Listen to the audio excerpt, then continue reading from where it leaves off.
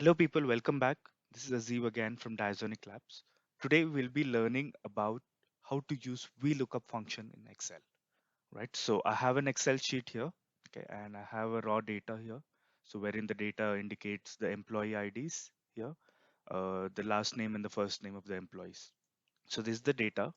Now, the thing which we need to do is, let's say, for example, this is the data which is present on the employees portal, and there is a payroll department which is determining the pays for each employees, and the payroll team only has the employee numbers, right? So they have the employee IDs and they know the pay for each employees. Okay, so they do not know the names. So to find the names individually could be cumbersome or it could be very tedious. So if they have to check this, I mean, if they do not have this and they just have this reference data, so this is one particular employee number 602693.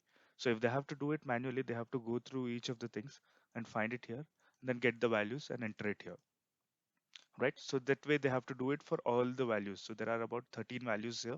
So they would have to do that for all the values because this is a short data. I mean, only 13 values. It's not that tedious. But for example, if this was like, a huge organization with say about thousands of employees, and if they had to do the same thing again, so that would be just a waste of time, right? So to overcome this problem, we have a fantastic formula in Excel, which is called VLOOKUP. So this is the image of VLOOKUP formula which I've written. So VLOOKUP is one of the most popular lookup formulas which is being used in Excel. So there are various lookups like HLOOKUP, lookup, index, match, and other things. But by far, VLOOKUP is the most common one which is used, right? So it's a simple formula which we have to use, and it gives us amazing results. So let's see how it works. All right. So if you see the formula, so it is equals to VLOOKUP, and we give a bracket. So as we know, every formula in Excel begins with equals to. So we'll put an equals to. We will put VLOOKUP, and we'll put the we look up value, whatever value we need to look up. So for example, if we have to put it here, so we'll put equals to VLOOKUP, and we'll put this value to be looked up. So this is the lookup value, and then if you see this formula, it says table array. So this is the array in which we have to look up this lookup value. So this is my lookup value. I have to look this up in this particular table, right? So that's where I have to do this because this employee number is referenced here, and I need to get these values, right? So that's what we have to look up. So for the first name scenario, we would have to do this equals to VLOOKUP. Lookup value will be this, then give a comma, and the table array will be, this is my table array. Okay, and then the column index number of the value. So we need first name. First name is in this column. So if we take this whole thing as the table array, so it will be first, second, third column, right? And then we need the range lookup. Range lookup values will be either accurate or approximate match. So we'll need an exact match or an accurate match. So if it is accurate match, it will be 0. If it is approximate match, it will be 1. All right. Simple formula. We'll learn it by implementing it here. So I'll just put in the formula here. I'll put equals to VLOOKUP, give a comma, automatically the formula comes up and you'll have the input of the brackets as well. Otherwise, you can type it normally, but hitting a tab generally works. I'll do this again. So if I put equals, we look up. So as and when I see the suggestion, I can just hit a tab and automatically the value will come up. I mean, it will auto populate the field of the formula. Okay, now it says to enter the lookup value.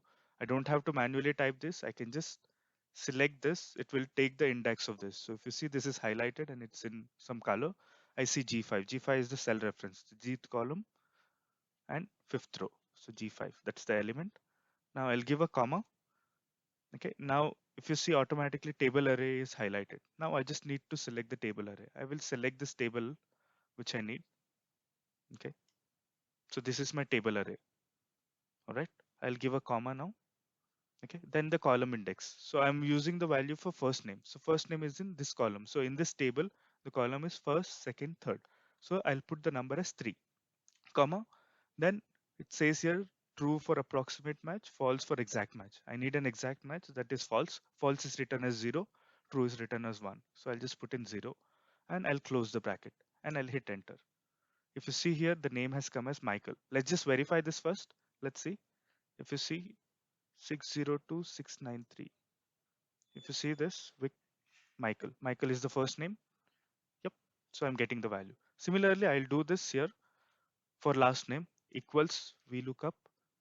I'll use a tab so that the enter key can auto populate everything instead of me having to type. The lookup value again will be the employee number, because employee number is the only thing which is common between these two columns as of now, right? So I can only search using the employee number, and which is unique. Okay, employee number is the lookup value that's selected. I'll give a comma. The moment I give a comma, you see this lookup value, which is in bold, will change. I mean, the bold will be referenced on to table array now. Yep. So now we need to enter the table array. Table array will remain the same. Okay, give a comma. Then the column index number. So this is in second column, first, second, because last name is in second column here, if you remember. Yep. So first name was in third column, 1, 2, 3. Last name is in second, 1, 2. So I'll put 2, comma, and then again exact match, because I know it's the exact match here. I will not be using approximate matches in this particular table at least. I'll be doing some advanced videos later, so you can check them out, and we'll use the advanced columns. So now we have Michael and Vic. So if you see, Michael is here, first name, and Vic is the last name, right? So we'll be able to use this. So similarly, you can write the formula for each and every values, and you'll get the answer. But that's not what we need. I mean, again, it'll be a pain to write the formula each and every time. So we will use autofill function, which we discussed in other tutorials. You can look at this. So autofill, what happens is when we drag this down, it will automatically use the formula and get the values. But there is one slight change which we need to do in autofill function. Whenever we are using autofill function, we need to know or understand about the cell references. So I'll just put F2 to edit this formula. Okay. So whenever there is an autofill function, what happens is, I'll just show you this. This is just to, so if you see here, you see the red color line here. You see that it's starting from fifth row and ending on 18th row, right? So if you see this, I'll just edit this. I'll just show you this. So if you see this, this is starting from fourth row, this red color line, and going on 17th row. So that means as and when I drag this down, I'll just show you two more things. So you'll see that this red line is dragging along with it. I don't want to get this dragged. I want this to stay locked. So that's where the locking references come into picture. So what I'll do is I will edit this first thing, and I will select this one which I want to be locked. I want this to go down the way it is. Okay, so if you see this, this is coming down the way it is. I mean, the blue colored thing. So I want the lookup value to be going down as and when I go down. So that's fine. But I don't want this column to go down, right? So I just want to log the particular thing, and get this. I just want to log this particular column here. So to lock it, as we know, locking, it's very simple.